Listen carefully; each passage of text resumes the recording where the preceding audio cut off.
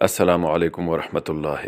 روزانہ اسلامی تاریخی واقعات دیکھنے کے لیے چینل کو سبسکرائب کریں، شکریہ دوستو۔ ایک کتاب 1000 واقعات میں لکھا ہے کہ ایک ریاست کا ہندو راجا کا انتقال ہو گیا۔ اس کے اولاد میں ایک نابالغ بچہ تھا جو اس کا جانشین ہونا چاہیے تھا۔ مرنے والے کے بھائی کو طمع ہوئی کہ ریاست مجھے ملنی چاہیے، بچہ اس کو نہیں چلا سکتا۔ وزرائے ریاست کی خواہش تھی کہ یہ بچہ ہی اپنے باپ کی ریاست کا وارث بنے۔ معاملہ بادشاہ وقت عالمگیر رحمۃ اللہ علیہ کی خدمت میں پیش ہونا تھا۔ وزراء اس بچے کو لے کر دلی پہنچے اور راستے میں بچے کو ممکنہ سوالات کے جوابات سکھاتے رہے کہ بادشاہ تم سے یہ سوالات کریں تو تم یوں کہنا۔ جب وہ سب اپنی تعلیم ختم کر چکے اور دلی پہنچے تو بچے نے وزراء سے کہا کہ یہ سوالات و جوابات تو آپ نے مجھے بتلا دیے اور میں نے یاد کر لیے، لیکن اگر بادشاہ نے ان کے علاوہ کوئی اور سوال کر لیا تو کیا ہوگا؟ وزراء نے کہا کہ ہمیں معلوم نہیں تھا کہ آپ اتنے عقل مند ہیں، ورنہ راستے میں ہم آپ سے کچھ بھی نہ کہتے۔ بس اب ہمیں فکر نہیں، جس کے ذہن میں یہ سوال پیدا ہو سکتا ہے اس کو جواب بھی اللہ تعالیٰ ہی سکھلائے گا۔ پھر ہوا یہ کہ جب یہ لوگ دربار میں پہنچے تو دربار برخاست ہو چکا تھا۔ عالمگیر رحمت اللہ علیہ اپنے زنانہ مکان میں چلے گئے تھے۔ اس بچے کے آنے کی اطلاع ملی تو اس کو اندر مکان ہی میں بلا لیا۔ اس وقت عالمگیر رحمت اللہ علیہ گھر کے ایک حوض کے کنارے پر تہبند باندھے ہوئے نہانے کے لیے تیار تھے۔ یہ بچہ حاضر ہوا تو ہنسی کے طور پر عالمگیر رحمت اللہ علیہ نے